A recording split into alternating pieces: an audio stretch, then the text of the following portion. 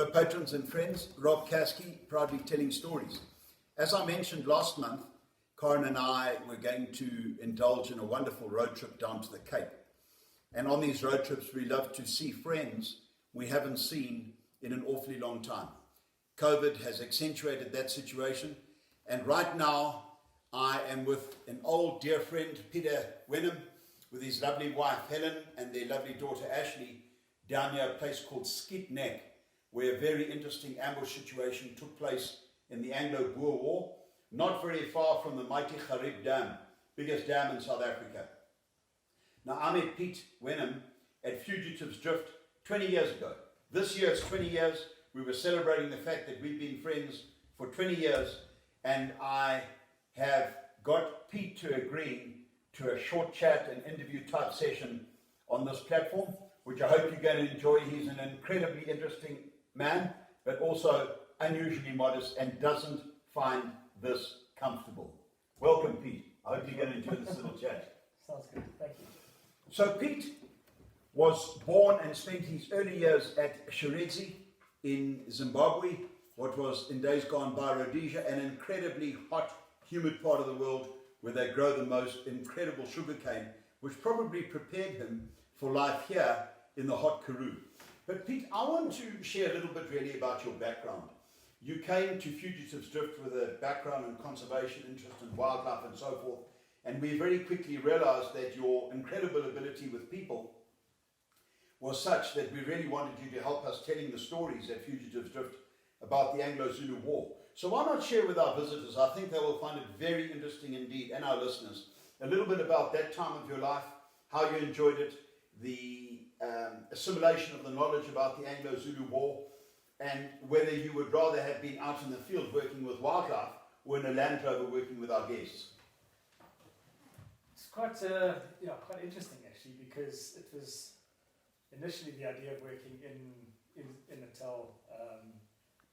Obviously a lot of my friends were there, went to school there, and for a large part that was home. And Helen, obviously, she had been spending a lot of time at Natal Parks Board, and it was a dream to go back to the Natal bush. And it was through a mutual friend, really, that, Hamish Skeet, that I think joined the dots for you and I. And I remember it like it was yesterday, having an interview at Howick Falls. And it sounded so exciting. I knew nothing about the history at all. I took history at school, but, it wasn't my strong point, and I just went with the intention of being, in the bush and from a conservation point of view. And soon after meeting you, the energy I think out of that place was contagious, and it was a very definite moment where I realised this is a chapter of my life, and you can either go, keep your shutters on and or your blinders on and focus on one thing, or expand your knowledge and your interest and your basic South African history. It's such an important part of the country. It's fascinating. It's such a good story. And so I thought, while I'm here, I may as well start learning some of the facts. I think I made up quite a few as I went along as well, but no one seemed to catch me out too quickly on that one. But before I knew it, I was telling a few stories on the hillside and had a great mentor, and it was just a lovely, lovely time of my life. So I wouldn't change it for the world. Well, Pete, I'm delighted to hear that, and your recollections of that time are much, much clearer than mine. You will have gathered already in the short interview that Pete is not a guy who necessarily allows the truth to stand in the way of good stories. And Pete moved on from us to work at a place called Ants Nest and Ants Hill for the Baber family, a very well-known family up at Falwater in the extreme northeast of South Africa. And Pete, I've always been intrigued at two incidents that you had there that I'd like you to share with our listeners. The one is when you had a very, very close call with an elephant and surprised yourself at the agility with which you removed yourself from the situation. And the second is when you went in with that buffalo bull on the tractor to try and feed him pellets, and he hit the bag of pellets, then he hit the tire, and you were trying to get out of the gate before he came out the gate with you. So please, share with our guests. You will not believe these stories, folks. If you're interested in Africa's big game, let me tell you what, listen to these two stories from our good friend Peter Wenham.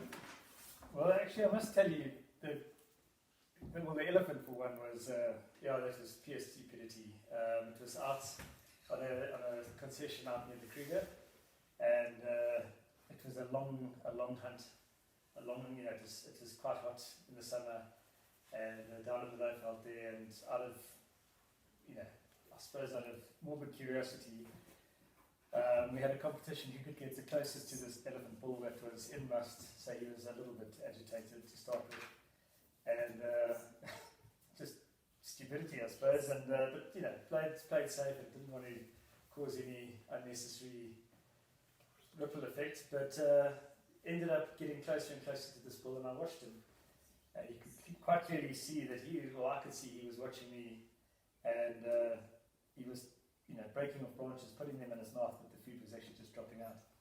And I realised it was, he was far more interested in what was going on next to him than the tree that he was browsing off.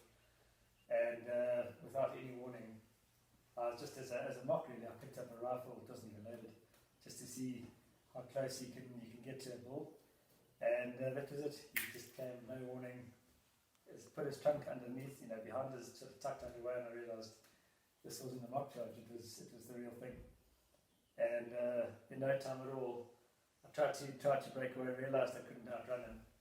And the rest of the chaps on the vehicle screamed go, but meaning to me, but the driver heard go and dropped the clutch and off they went. So the elephant was getting bigger and bigger behind me, and the Land Rover getting smaller and smaller in front of me.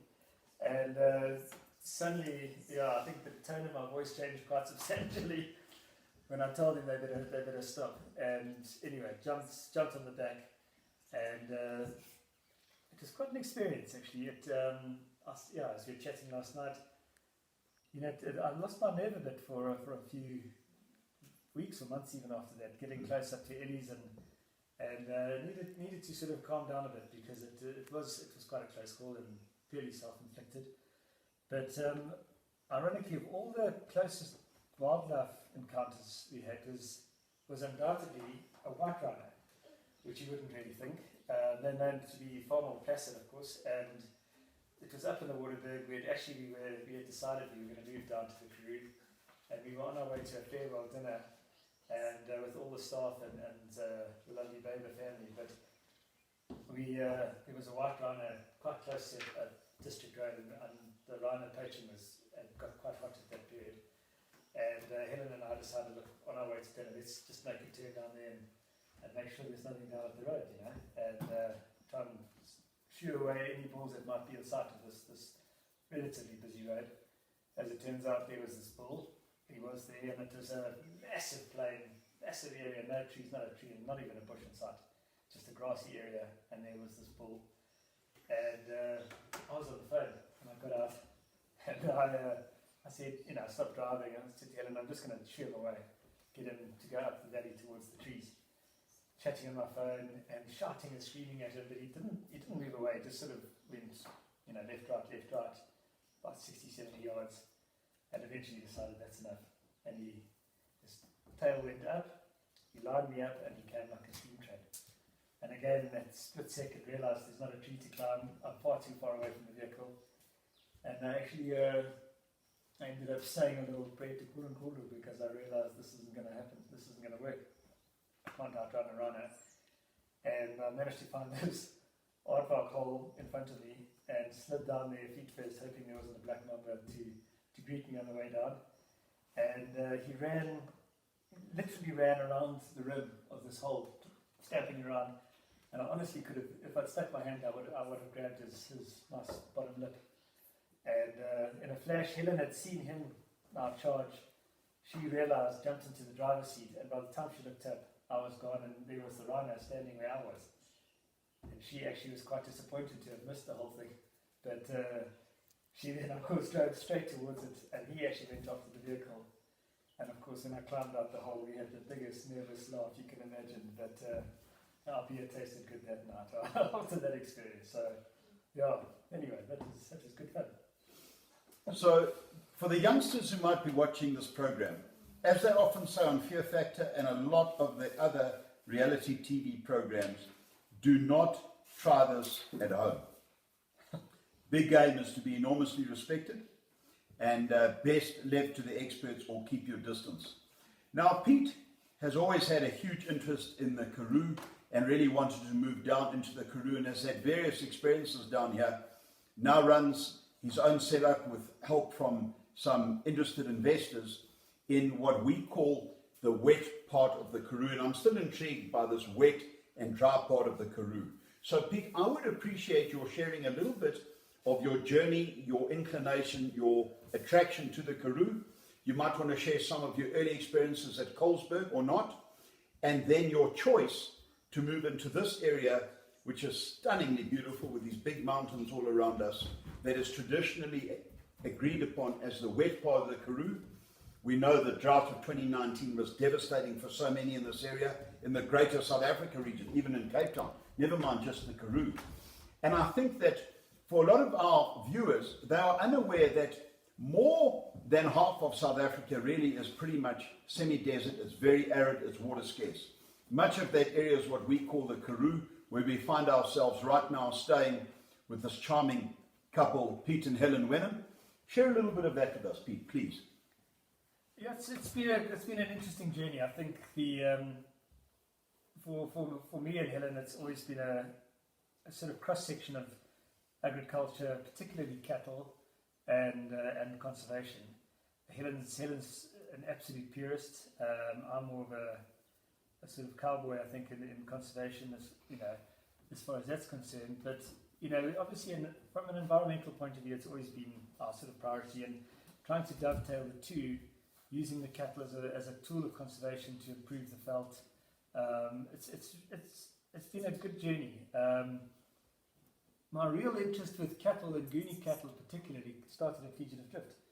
I used to take, whatever change I had at the end of the month, and Craig Carter very kindly, he and I used to go and buy the oddest little Goonie heifer from Old Zulus, and he very kindly gave me, I think, often a next to nothing rate of grazing up at Helpmacar and then sell them. So it was basically a speculation. You'd speculate, buy fat and sell, and I mean, it's such small numbers, but it was so fun watching these animals. And I think the whole culture, there's a lot to be said about the naming of the cattle. As you know, each one's got its own unique, whether it's the flies on the buttermilk or the Nyoni Kaikumuli, the bird that never rests. It's the white cattle egret following the herds.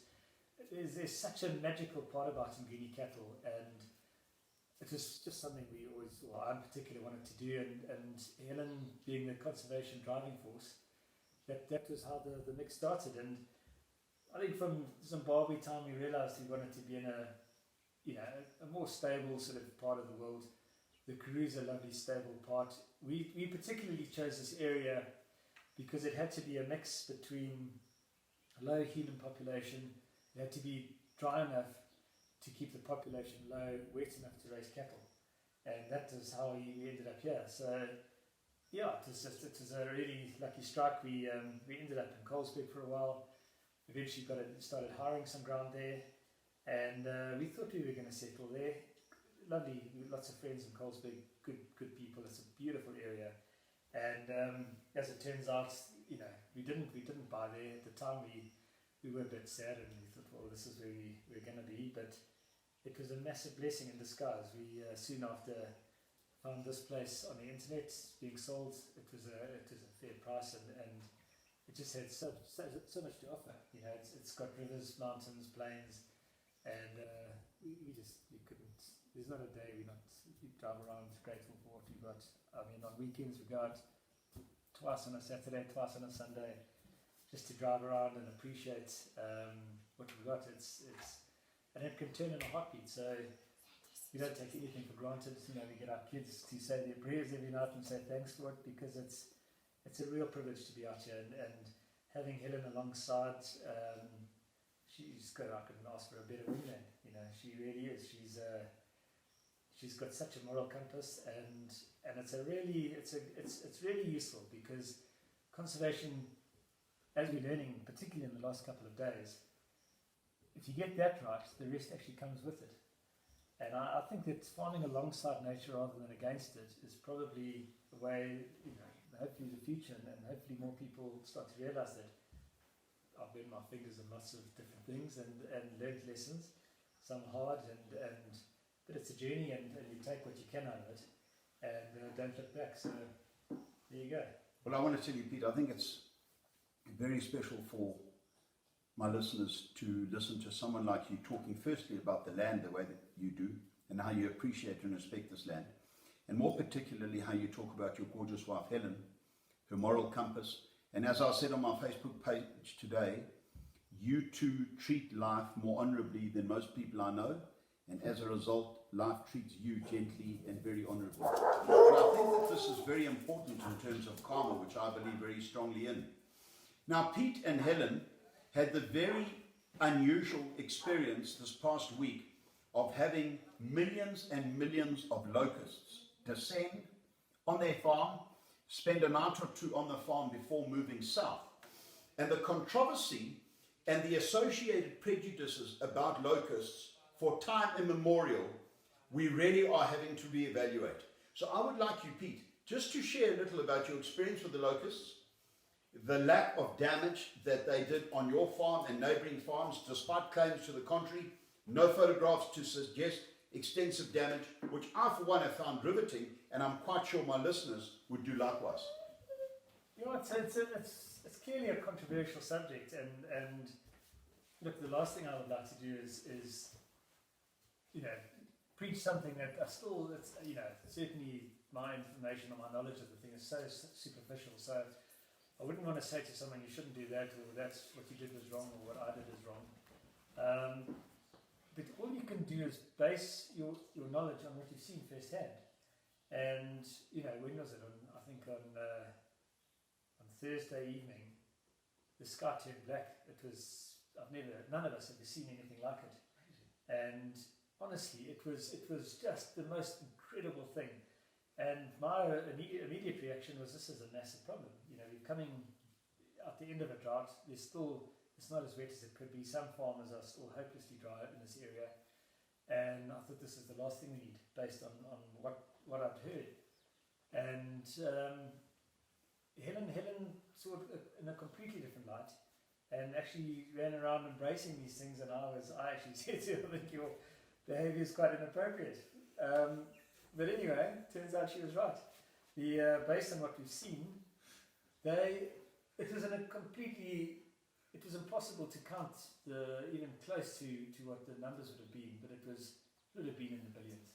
And they settled here for the night, and and again, I'm not criticising anyone. It was everyone's probably doing what they think is best at the time, but a lot of pressure to deal with the locusts immediately.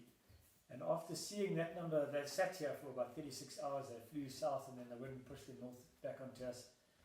And the farm was crawling with locusts, and the immediate pressure, of course, is to spray them and knock their numbers down as fast as possible. But we didn't see a trace of what we would have thought we'd find. The lands, we irrigated some lands down here. The damage done was almost immeasurable. It was so small. They really did us a favour. They ate a lot of the dry, damaged felts, the brittle felt, huge deposits of their droppings, which can only do good. And so it's become a real little personal mission, as we've been discussing the last day, about are people really making the right decision by trying to shut down a natural phenomenon?